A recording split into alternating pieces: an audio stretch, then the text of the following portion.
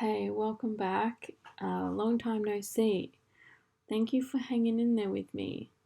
I'm going to be doing some updates when I can to let you know what's been happening because loads has been happening. For example, this episode is a tribute for a book project I was a part of. It's called Rising Matriarch, Stories of Women Who Remembered Their Truth and Power. And I've put together a mix of old and new, not yet released podcasts and a video on my YouTube channel. So you can go check that out. Details for how you can purchase yourself a copy will be located on my website, beeseapod.com, in the offering section. So again, thank you so much for sticking in there with me. I know it's been a long time, but things are moving and I'm changing and growing just like you are, and I will fill you in as soon as I can. Thank you. Bye.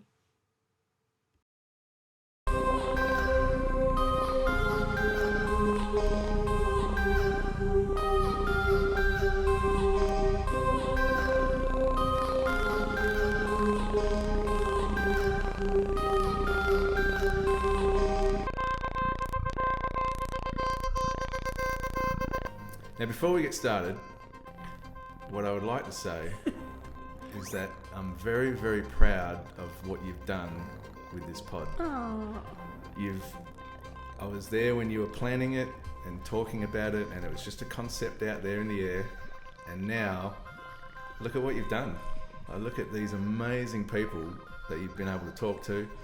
Oh, that Darpan episode was amazing. But you've had great other episodes that I've listened to that it's out there now. This is the BeeSea podcast.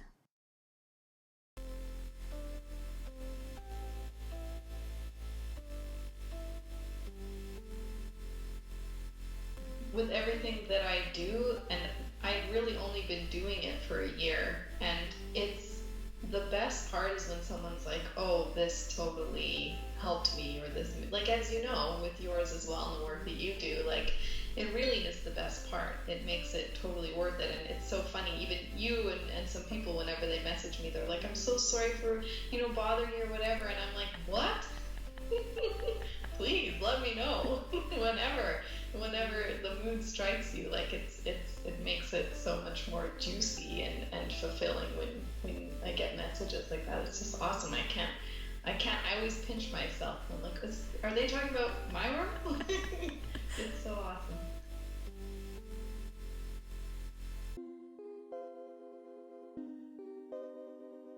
We do, and I love that you're talking about death, and it's so, I talk about it to my family sometimes, and they're like, don't say that. I'm like, but it's true. Like, we're all, who knows? And I had this listener of the Real Rebel podcast. She and I were messaging back and forth, much like you and I message, and except she was local here, so we were planning to meet up for a coffee or something. And as you said, I was so busy. I was doing things.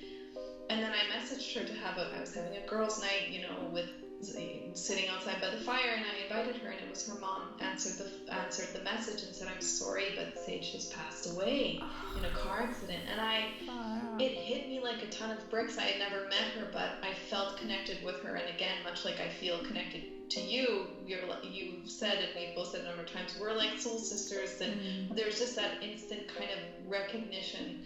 And I have a similar thing with her, and I was just weeping for days. And I think it was the realization that, despite me like going for my dreams and building this and doing all of this, I'm actually not stretching as much as I could. And it's not so much the doing, because I think when we get in our mind and we think I should be doing, we contract. It becomes less about joy and pleasure in our life, and it starts to become more about tasks and goals, and we disconnect, and then we're not enjoying the experience, which is the whole point, which, it's so important to enjoy the experience as you go, just regardless of what your living situation is or what you've achieved or what, because it is true. It could be tomorrow that is the last day. So we should live the experience, whatever it may be. But you know, the part that I think I was sad about was the fact that that I've realized lately, it's like I actually don't fully believe in myself yet, and it's sad to me because I know that I can. Like, I know that I can do the things that I want to do. I know that it's there. Like, if you can see it, it's a possibility. It's a reality in some, like, you know, it exists. And so it's like, I get frustrated with myself. Like, why can't you just get on board with it? Come on, lady. It's slow and steady. It really is slow and steady. That really is it. Because you're constantly going against the way the world is made for you to live. So no matter what, like you're constantly coming up with obstacles and blocks, and convenience is what they've made there for you, for all of us. And so I find I'm constantly having to organize and like prepare, but there's only so much of that also we can do, because we don't always know what's going to be coming, of course. So yeah, it's that balance. But I really think we're all just doing the best. It's like what you said about, you know, not hurting the planet. You know, the planet is a living organism. The whole thing is. So it's this living personality that you're just wanting to be kind to, the way you would be kind to yourself and to anyone else you meet. You know, the planet isn't separate, but it is for a lot of people. Yeah. You think they are over it rather than a respect for it. Yeah.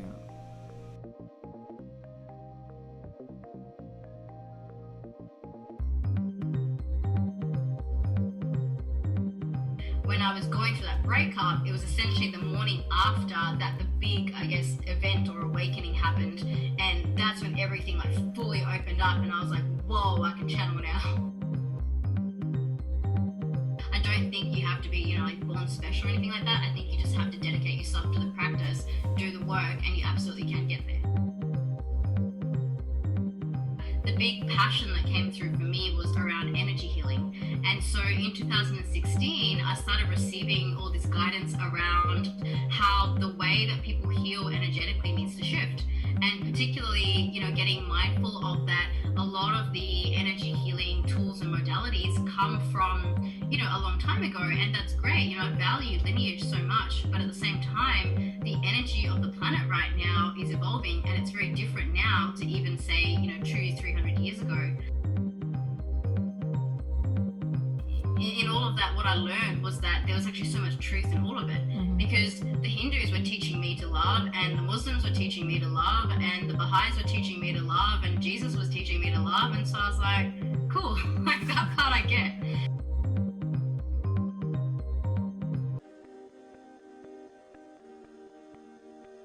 Yeah, it's funny about my book Out of the Jungle, because after I had my first experience in 2009, and I had a very, very difficult experience in the jungle, and ayahuasca told me to write the book. So it was channeled through ayahuasca, and I've actually heard from many, many people that they feel like it's an ayahuasca journey just by reading the pages. So, and that I had no idea that would happen. It was just a beautiful byproduct. Everybody that finds their way to plant medicine, my journey was very, very challenging, and it started that way as a child. You could say that I came in fairly wide awake, and although that may sound good to some people, it was very, very challenging, because I was seeing things and hearing things and feeling things that nobody else was, and for all intents and purposes, I thought I was crazy. And when I shared things with people, they would think I'm crazy too. So I learned to get very quiet.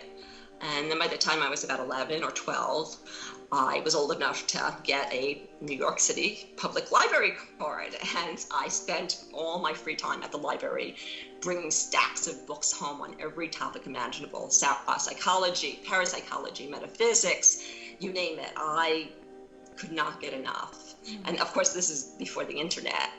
And the information, you had to really hunt for it and be guided.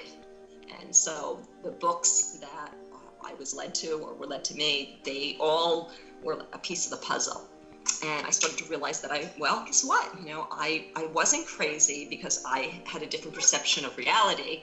And in fact, I had some gifts that were not yet developed. And it was that was just the beginning. That was just the very, very, very tip of the iceberg.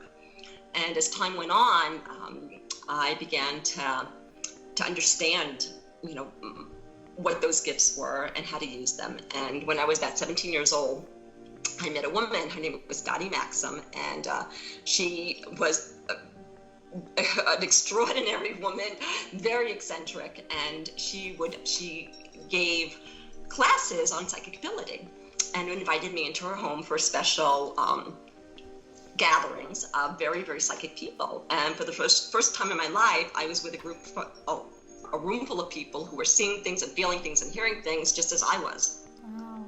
So, and that was my confirmation. That was my confirmation that, I never have to doubt what I experience. That was still just the tip of the iceberg. So now I had to figure out what to do with all that. And I was looking for answers. I was in a lot of pain because I was very different. I suffered from anxiety, depression, just so many things that are common to people, especially who have these abilities and don't know how to navigate them. But I just kept going. And when the healing occurs, the healing doesn't occur until we release those beliefs, and that's the point. Right? And so once we release the beliefs of being powerless, unworthy, etc., and we remember and embrace our intrinsic power and our unconditional worth, then the wounds that we had, they disappear.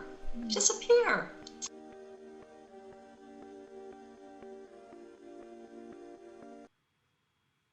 Thank you so much for listening.